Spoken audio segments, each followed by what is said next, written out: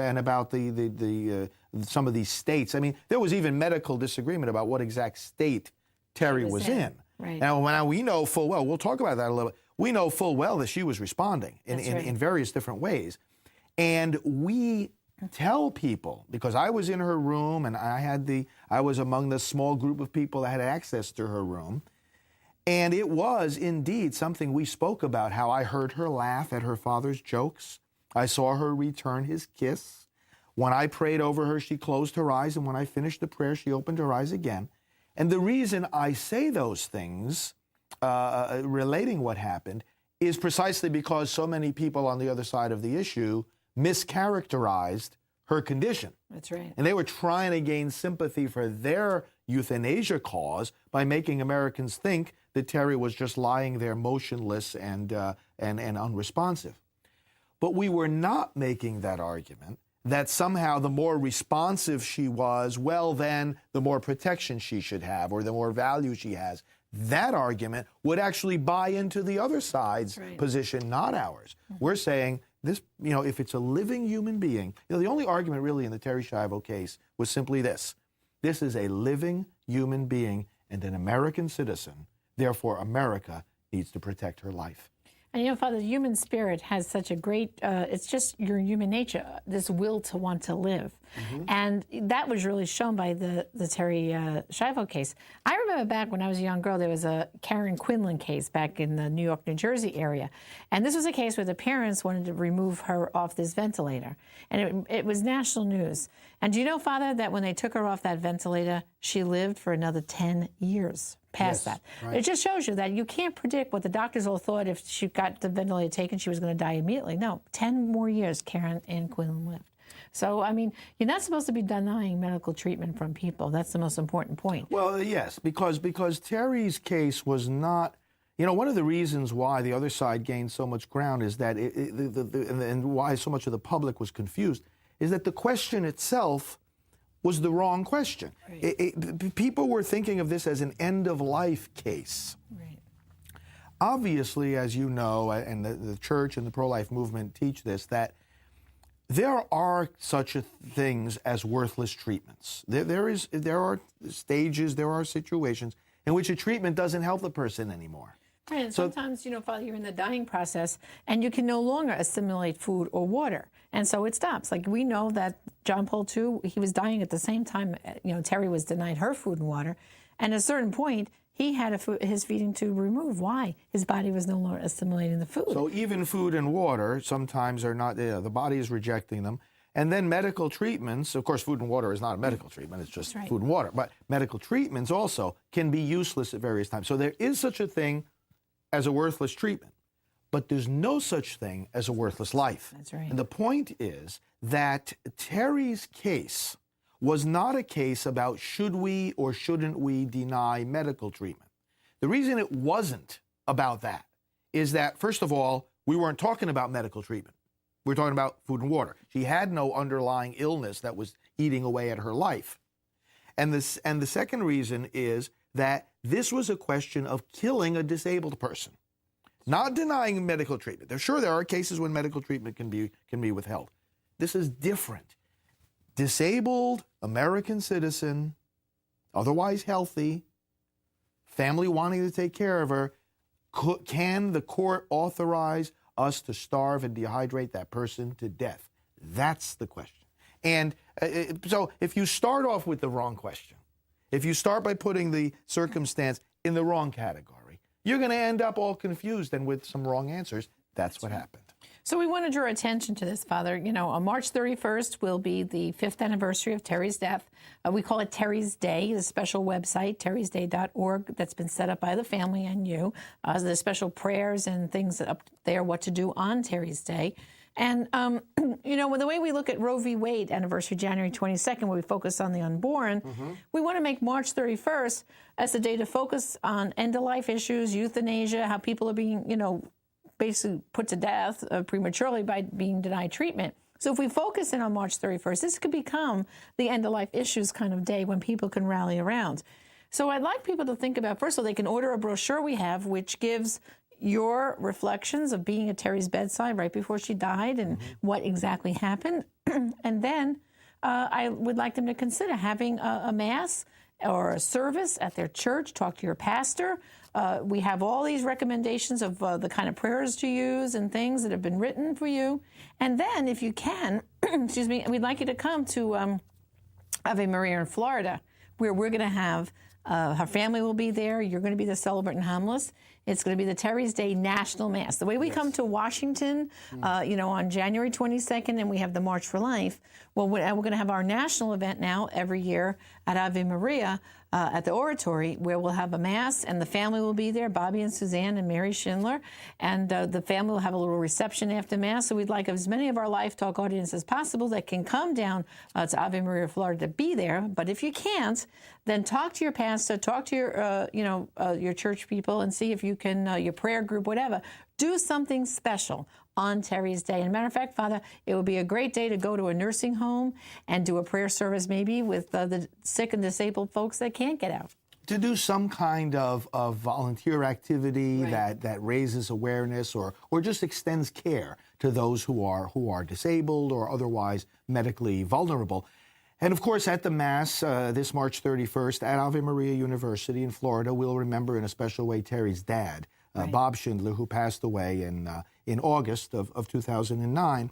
What a great man he was. And, I said before, I heard Terry laugh, and I saw her laugh when her father was joking with her, because he always joked with her. He was able to maintain that strong, positive spirit for his daughter and for his whole family, all during that long ordeal. That's right. A marvelous example of Christian faith. So we'll remember Bob and offer him offer up our prayers for him and also our gratitude for his example. That's right.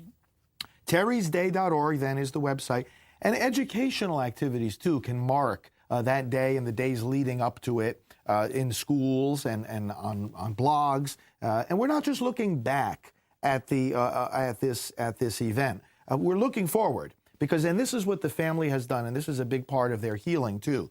They established Terry's Foundation at terrysfight.org, and they are looking to widen this network of compassionate help.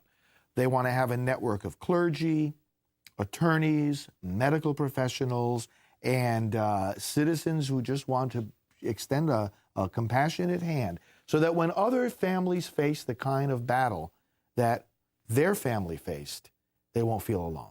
So we encourage people to support their foundation. And also, too, Father, it's a good day to remember about what kind of documents you may or may not have signed, and not to sign what's called a living will, which at hospitals right now, they're very quick to have you sign all these DNR and DNI orders.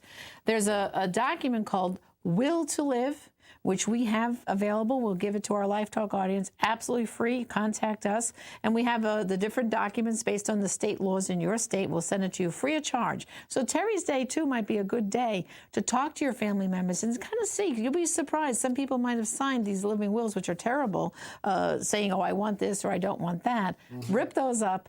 Get a will to live, which is really is proactive on the life side. That's right. Well, thanks, Janet. And friends, again, the danger these days is not that you're going to be hooked up to all kinds of machines that you don't want. The real danger is that you're not going to get the treatment you do want. And you can let those responsible for your medical decisions, if you can't speak for yourself, you can let them know that you do want these certain treatments by filling out the will to live. Go to terrysday.org. You'll find that and much more information on this important right to life topic. It's always great to be with you. I'll see you in the course of my travels. That's all for our segment today. Now, Mark, back to you. Thanks, Father Frank. We were talking a moment ago about eugenics. We have truly entered the brave new world. And we're seeing, we've talked about this before, but we're seeing more and more stuff. Here's a new article, just came out just a few days ago, lauding the ability to test unborn children for diseases so that they can be killed. Mm-hmm. And they're saying that's the way diseases are being eliminated today. Oh, cured. Well, they're not using the word cured. They're using the word eliminated. We're eliminating Tay-Sachs. We're eliminating Down syndrome. We're eliminating this. But they changed the language to also say, once you eliminate them, then it's cured. Right.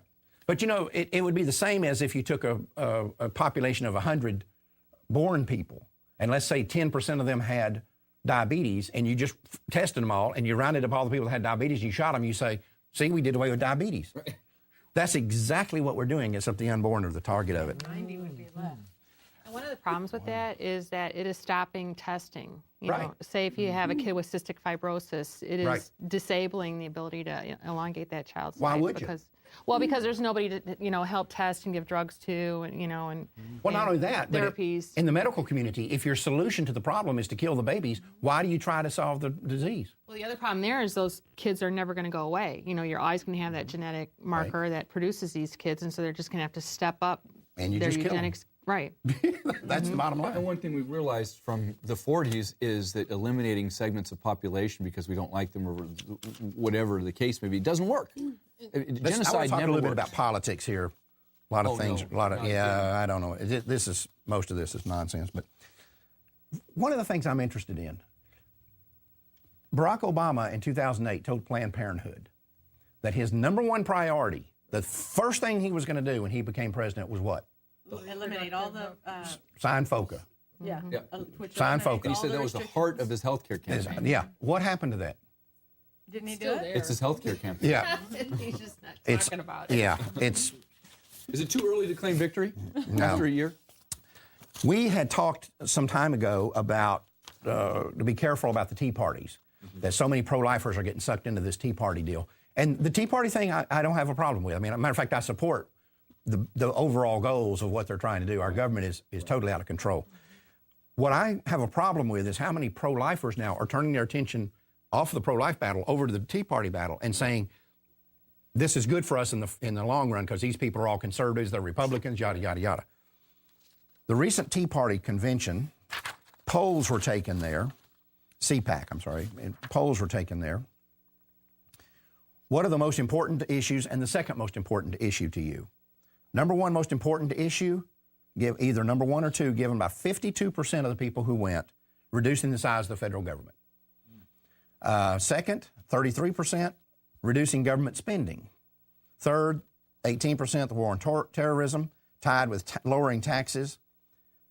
Fourth was abortion at 10%. Only 1 out of 10 of the people at that convention said that either the first or second most important issue to them is abortion. The interesting thing, the top 3 out of 4 would eliminate Planned Parenthood, which would essentially eliminate it would help abortion. That. But the point I'm trying to make to these pro-lifers is don't get caught up in thinking that these people are all on our side of these issues just because they call themselves conservatives and Republicans. Well, that's because what they care about is money. The neoconservative movement is concerned primarily with money and the war on terrorism. They've abandoned social issues because it's too sticky for them. And so that's what we've got to recognize. We've got to take over CPAC and take over the Tea Parties and educate them that the way to victory is through social issues. Yeah, I don't. It's a losing strategy to avoid abortion. A lot of people think there's a moral equivalency, and it's not. Pastor Broden has always put that so on. This thing takes such a high priority. Someone asked me one time, said, "Brother Johnny, what if all abortions do come in? What would you do next?" I said, "I would start working on cleaning the house up in Washington." Mm-hmm. To me, that's secondary. Yeah. It might need to be done now, but at the same time, right now, saving these children, we must win this battle right now. It's top priority. And it's probably down the line here because they are unaffected by that and somehow. Well, that's right. That's They're another deal. Money, they're worried about what is being spent and what's coming out of my wallet, and then we'll get to that. And that's why I said when I did that